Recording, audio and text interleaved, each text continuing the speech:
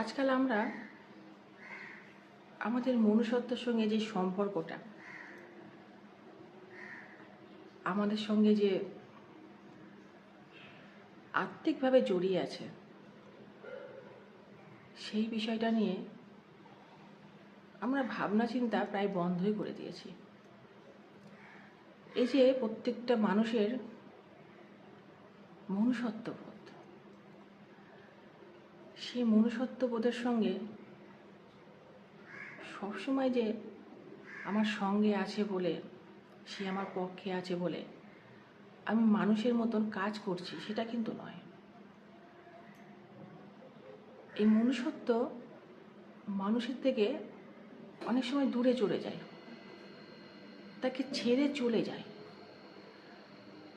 তাই প্রত্যেকটা মুহূর্তে আমাদের মধ্যে থাকা মনুষ্যত্বের সঙ্গে আমাদেরকে লড়াই করতে হয়।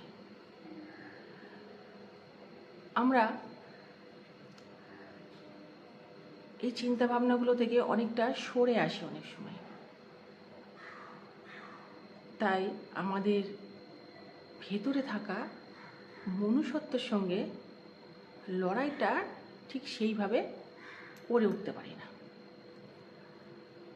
মানে একজন সঠিক মানুষ হতে গেলে, একজন মানুষের সঠিক পরিচয় প্রকাশ করতে গেলে আমাদের মধ্যে থাকা এই মনুষ্যত্বের সঙ্গে প্রতিনিয়ত লড়াই করতে হয়, তাকে থামিয়ে দিতে নেই। মনুষ্যত্ব তার আপন রাস্তায় কিন্তু চলে, সে ভুল পথে যায়, সে কখনো ঠিক পথে যায়।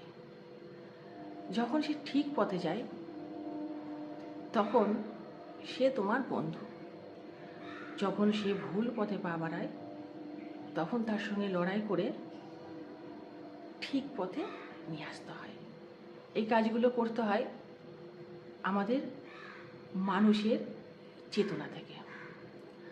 একটা কথা কি জানেন তো, কথাটা হচ্ছে, যেমন ধরুন অস্থিরতা অস্থিরতা কিন্তু মানুষকে কেন্দ্রচ্যুত করে, আর কেন্দ্রচ্যুত মানুষের কোনো রকম আদর্শ থাকে না।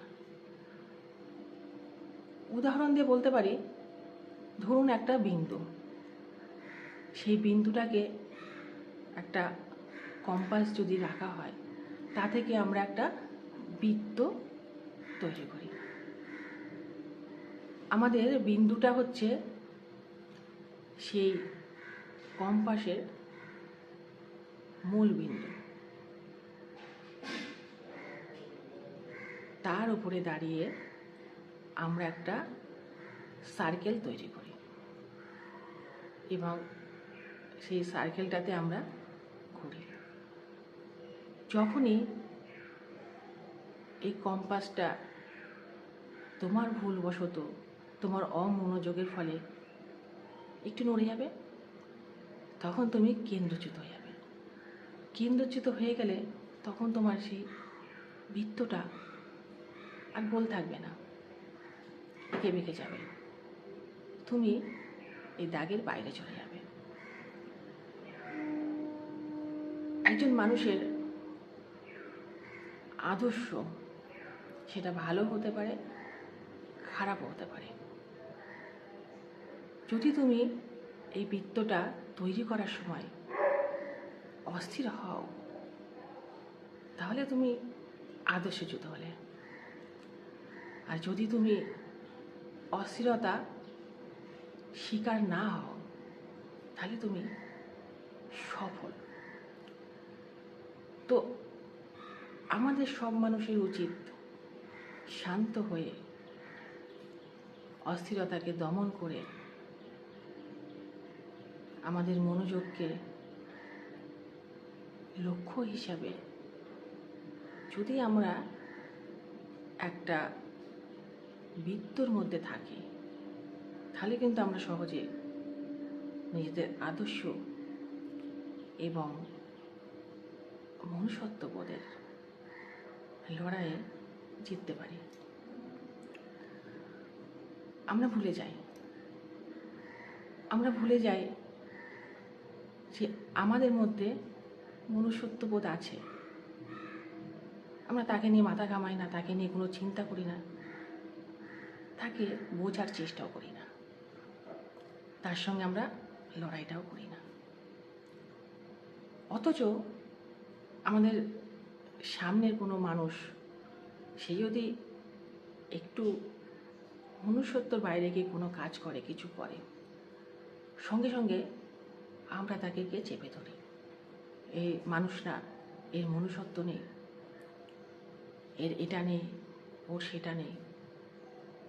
আমাদের মানুষের কাজই হচ্ছে অন্যেরটা দেখা, ওই মানুষটার মধ্যে কতটা মনুষ্যত্ব আছে, ওই মানুষটা কতটা মানুষ, ওই মানুষটার মধ্যে কতটা মূল্যবোধ আছে, ওই মানুষটা কতটা আদর্শবান, এই নিয়ে আমরা মাথা ঘামাই সবসময়।